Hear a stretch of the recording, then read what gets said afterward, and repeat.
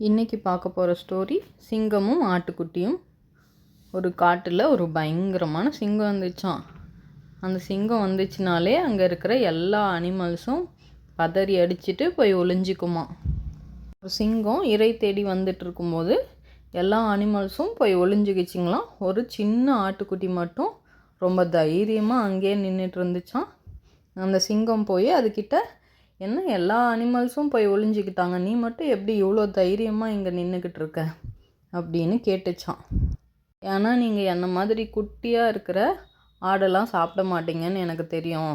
அப்படியே சாப்பிட்டாலும் உங்களுக்கு வயிறா ரொம்ப போகுது, அதனால் நீங்கள் என்னை சாப்பிட மாட்டீங்க, விட்டுடுவீங்க.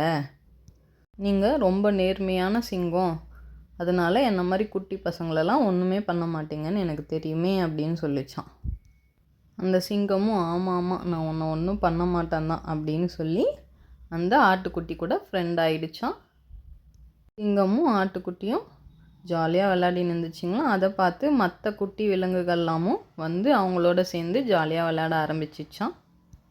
இந்த கதையிலேருந்து நீங்கள் என்ன தெரிஞ்சுக்கிட்டீங்க குட்டீஸ்?